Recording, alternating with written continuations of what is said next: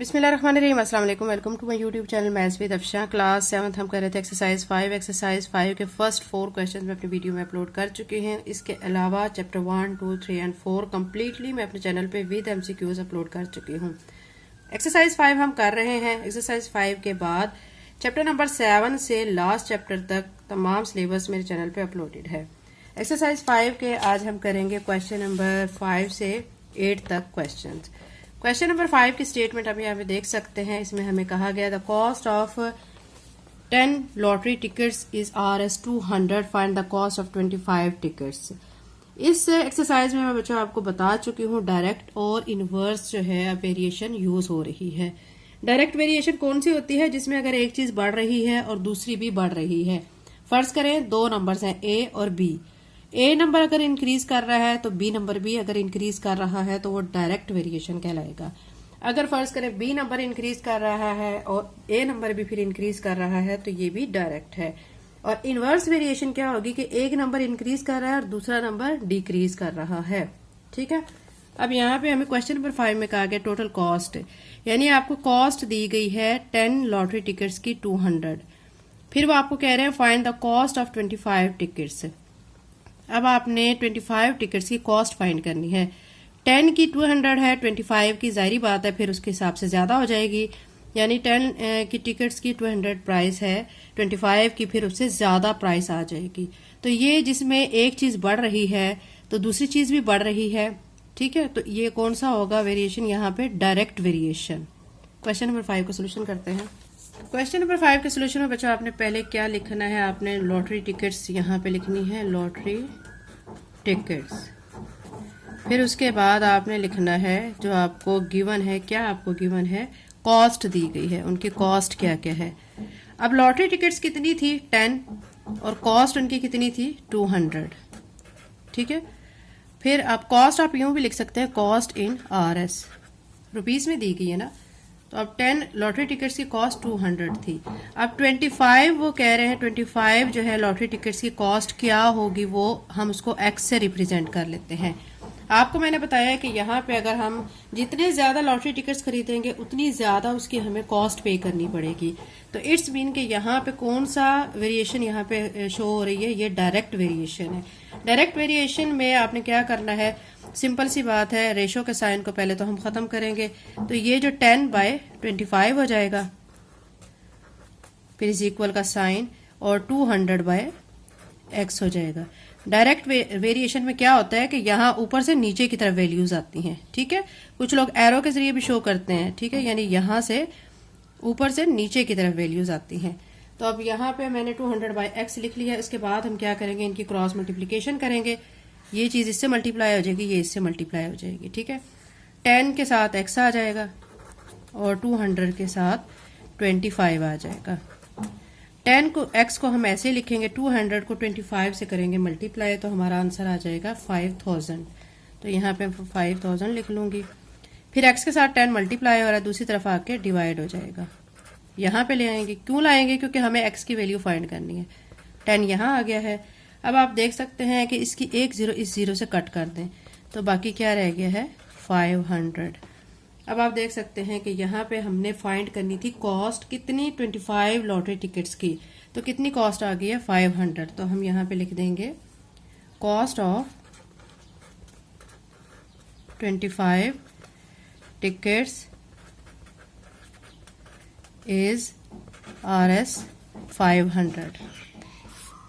ये बच्चों इसका आंसर आ चुका है क्वेश्चन नंबर 5। क्वेश्चन नंबर 6 करते हैं। एक्सरसाइज 5 का क्वेश्चन नंबर 6 है the cost of 5 metre of cloth is Rs 1500। How many metres of same cloth can be purchase for Rs 15,000। वो कह रहे हैं कि 5 मीटर कपड़े की कीमत जो है वो 1500 रुपए है। तो वो कह रहे हैं कि 15,000 में फिर कितने मीटर कपड़ा आएगा, ये आपने फाइंड करना है। इसका सोल्यूशन करते हैं।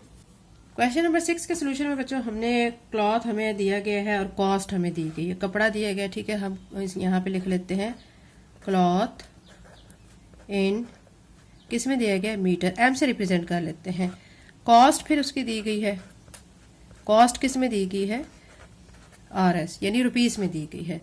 अब यहाँ पे क्लॉथ इन मीटर यानी 5 मीटर क्लॉथ की प्राइस कितनी है?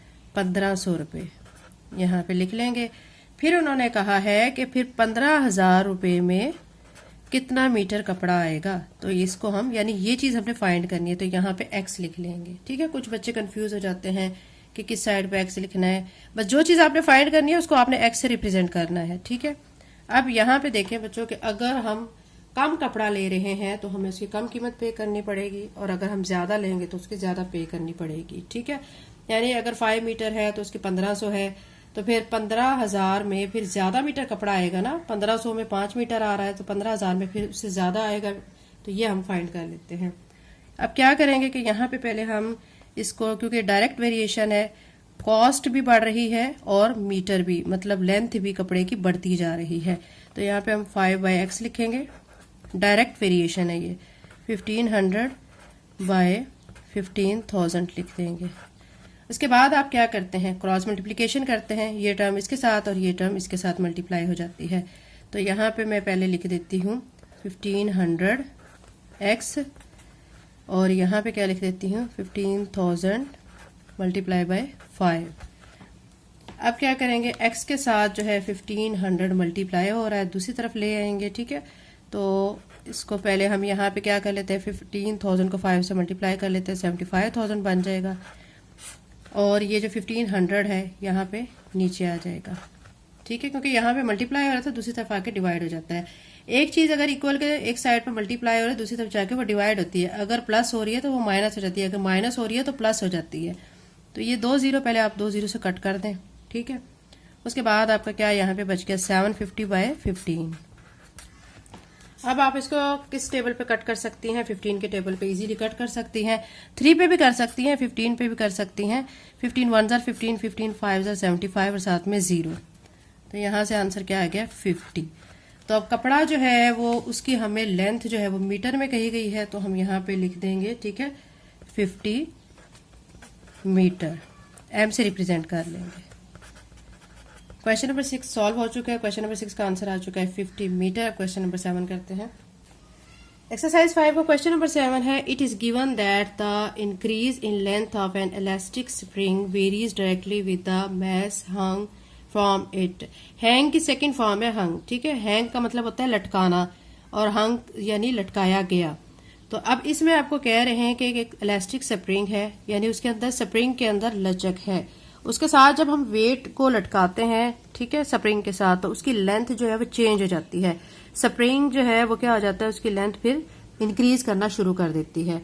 अब यहाँ पे वो कह रहे हैं कि if 50 kg produce an increase of 2.5 centimetre, अगर स्प्रिंग के साथ हम 50 kg वेट लटकाते हैं तो उसकी लेंथ कितनी इंक्रीज होती है, 2.5 सेंटीमीटर इंक्रीज होती है। फिर वो कह रहे हैं how many kg would produce an increase of 7.5 centimetre, यानी हम फिर कितना वजन लटकाएंगे, कितना वेट लटकाएंगे, कितना केजी लटकाएंगे कि स्प्रिंग जो है 7.5 सेंटीमीटर जो है उसकी लेंथ इंक्रीज हो जाए। क्वेश्चन की आपको समझ आ गई होगी। अब इसका सोल्यूशन करते हैं। क्वेश्चन नंबर 7 के सोल्यूशन में पहले हम यहाँ पे लिख लेंगे वेट, और फिर लिखेंगे स्प्रिंग लेंथ। यहाँ पे दो ही चीजें मैटर कर रही हैं, एक स्प्रिंग की लेंथ और दूसरा वेट। जब 50 kg वेट होगा, ठीक है, तो फिर स्प्रिंग की लेंथ कितनी हो रही है, इंक्रीज 2.5 सेंटीमीटर। ठीक है, फिर उसके बाद अब यहाँ पे एक चीज और ऐड कर लें, स्प्रिंग लेंथ इंक्रीज, क्योंकि उसमें चेंज आ रहा है, इंक्रीज। अब यहाँ पे 50 आ गया है, और वेट के यहाँ पे आप 50 के साथ kg भी लिख लें, तो ये आपका आ चुका है 50 kg, और ये उसकी लेंथ इंक्रीज होगी 2.5 सेंटीमीटर। फिर वो कह रहे हैं कि अगर 7.5 सेंटीमीटर जो है स्प्रिंग की लेंथ चेंज होती है, इंक्रीज होती है, तो उस वक्त कितना वेट होगा। तो यहाँ पे मैं x लिख देती हूँ, क्योंकि हमें वेट फाइंड करना है। तो अब सारी बात है, ज्यादा बच्चों अगर हम वेट उसके साथ ज्यादा लटकाएंगे तो फिर ज्यादा उसकी लेंथ इंक्रीज होती जाएगी, जितना कम वेट लटकाएंगे इतनी लेंथ भी कम इंक्रीज होगी। तो यानी एक चीज बढ़ रही है तो दूसरी भी बढ़ रही है, एक चीज कम होगी तो दूसरी भी कम होगी। यानी यहाँ पे कौन सा वेरिएशन अप्लाई हो रहा है, डायरेक्ट वेरिएशन। तो अब इसमें हम क्या करेंगे, सिंपल सा 50/x। मैंने आपको बताया था डायरेक्ट वेरिएशन में क्या करना होता है, आपने ऊपर से नीचे की तरफ आना होता है। तो 50/x लिखेंगे, और 2.5 बाय 7.5 लिख देंगे। ठीक है, उसके बाद नेक्स्ट स्टेप मैंने आपको बताया क्या करते हैं, क्रॉस मल्टीप्लिकेशन करते हैं। ठीक है, उसके बाद इसको आप चाहे एरो से भी शो कर लें, क्रॉस मल्टीप्लिकेशन हो रही है। अब ये जो टर्म इससे मल्टीप्लाई हो जाएगी, ये इसके साथ हो जाएगी। तो पहले x वाली टर्म को हम यहाँ पे लिख लेते हैं 2.5x is equal to 7.5 multiply by 50। अब क्या करेंगे, ये जो पॉइंट है ना, इस पॉइंट को खत्म कर लेते हैं। पॉइंट के बाद एक डिजिट है तो मैं 1 के बाद एक 0 लगा दूंगी। 25/10 साथ में x और यहाँ पे 75/10 मल्टीप्लाई बाय 50। हमें यहाँ से x की वैल्यू निकालनी है। ठीक है, तो क्या करेंगे, 25/10 इधर है, तो अब इसका जो डिनोमिनेटर में 10 दिया गया ना, दूसरी तरफ जाके 10 क्या हो जाएगा, मल्टीप्लाई। तो मैं यहाँ पे स्टेप वाइज आपको सारा समझा रही हूँ। 25x को यहीं पे रखते हैं, 75/10 मल्टीप्लाई बाय 50, और ये 10 जो डिवाइड हो रहा है यहाँ पे आके मल्टीप्लाई हो जाएगा। अब जाहिर बात है ये चीज मल्टीप्लाई में है, ये डिवाइड में है, तो ये दोनों कट जाएगी। ठीक है, तो यहाँ पे हमारा रह जाएगा 25x और 75 मल्टीप्लाई बाय 50। अब फिर हमें क्या करना है, x की वैल्यू को निकालना है, तो उसके साथ 25 मल्टीप्लाई हो रहा है, दूसरी तरफ ले आएंगे डिवाइड की फॉर्म में। तो यहाँ पे नीचे में लिख दूंगी 25। अब इसकी हम करेंगे इसको रिड्यूस कैसे करेंगे, सेम टेबल्स पे अगर कटते हैं तो उस पर कट कर लेते हैं। ठीक है, डायरेक्ट भी कट कर सकते हैं, 5 पे भी कट कर सकते हैं। तो 5 पे पहले कर लेते हैं, 5 5 25, 5 10 50। फिर क्या करेंगे, 5 1 5, 5 2 10। ठीक है, फिर क्या हो गया, यहाँ पे आ जाएगा 75 मल्टीप्लाई बाय 2, x लिख के फिर 75 को 2 से मल्टीप्लाई कर लेते हैं। 2 5 10, 2 7 14 और 1 15, तो 150। ठीक है, यानी 150 kg वेट होगा, तो फिर स्प्रिंग की जो लेंथ है वो 7.5 सेंटीमीटर इंक्रीज होगी। ये हमें फाइंड करना था। ये इसका आंसर आ चुका है। क्वेश्चन नंबर 7 अच्छी तरह आपको समझ आ गया होगा। अब क्वेश्चन नंबर 8 करते हैं। एक्सरसाइज 5 को क्वेश्चन नंबर 8 है, an agent is paid a commission of Rs200 for selling goods worth Rs2000। How much commission will he get for selling goods worth Rs30,000। यानी वो कह रहे हैं कि एक एजेंट है जो कि चीजें बेच रहा है। अगर वो 2000 की चीजें बेचता है तो उसको 200 का क्या होता है, उसको फायदा होता है, कमीशन उसको होता है। हाउ मच कमीशन विल, वो कितना उसको कमीशन मिलेगा अगर वो 30,000 की चीजें बेचेगा, सेल करेगा। जाहिर बात है बच्चों, अगर चीजें ज्यादा सेल करेगा तो उसको ज्यादा कमीशन होगा, कम करेगा तो उसको कम कमीशन होगा।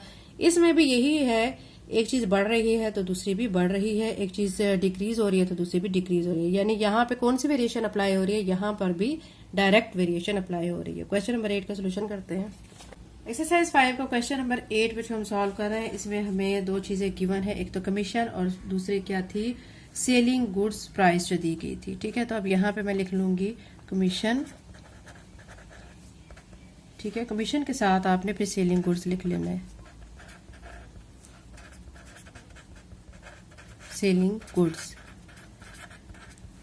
अब कमीशन आप देखें कि 200 का हो रहा है जब कितने की चीजें बेची जा रही हैं, 2000 की। ठीक है, फिर उसके बाद वो कह रहे हैं कि 30,000 की चीजें बेची जाएंगी तो उसको कितना कमीशन होगा। तो ये हमने x फाइंड करना है। तो डायरेक्ट वेरिएशन है तो सिंपल क्या करना है, आपको मैं बता चुकी हूँ कि हमने ऊपर से नीचे की तरफ आना होता है। 200 बाय x लिख दूंगी, 2000 बाय 30,000 लिख दूंगी। ठीक है, अब यहाँ पे बच्चों आप डायरेक्ट भी काम कर सकते हैं कि कैसे कर सकते हैं कि इसकी जो 3 जीरो हैं, ठीक है, इन 3 जीरो से कट कर दें। 3 जीरो कट गई है तो फिर बाकी क्या बच गया है, 200 बाई x लिख के, तो यहाँ पे 2 बच गया और नीचे क्या आ चुका है, 30। अब कर लेते हैं क्रॉस मल्टीप्लाई। ठीक है, एरो से भी शो कर लें इसको। 2 के साथ x मल्टीप्लाई हो जाएगा और 30 के साथ 200 मल्टीप्लाई हो जाएगा। 2x ऐसे लिख देंगे, 200 को 30 से मल्टीप्लाई करेंगे तो आपका आंसर आ जाएगा 6000। ठीक है, x के साथ 2 मल्टीप्लाई हो रहा है, x हमने फाइंड करना है, तो जो इसके साथ 2 मल्टीप्लाई हो रहा है दूसरी तरफ ले आएंगे डिवाइड की फॉर्म में। आप डिवाइड कर लेते हैं, 2 1 जार 2, 2 3 जार 6, 0 0 0, 3000 आ जाएगा। तो यहाँ पे मैं लिख दूंगी x इज इक्वल टू 3000। ठीक है, तो कमीशन उसको अब आप देख सकते हैं बच्चों के जब 2000 की चीजें वो बेच रहा था तो उसको 200 का क्या हो रहा था, कमीशन। अब उसने अगर 30,000 की चीजें बेची हैं तो फिर अब उसकी कमीशन की जो अमाउंट है वो कितनी बन गई है, 3000। यही हमने फाइंड करना। तो यहाँ पे हम लिख लेते हैं लास्ट पे x is equal to 3000 commission, ठीक है, on 30,000 selling goods is RS 3000, ठीक है। यानी 30,000 की चीजें बेचने पर उसको 3000 का कमीशन होगा। यही बच्चों हमने फाइंड करना था। ये हमारा आंसर आ चुका है। क्वेश्चन नंबर 8 कम्प्लीटली सॉल्व हो चुका है। अगर आप मेरे चैनल पर नए हैं और अगर आपने चैनल को सब्सक्राइब नहीं किया तो काइंडली सब्सक्राइब करें, वीडियो को लाइक करें। थैंक यू एंड अल्लाह हाफिज़।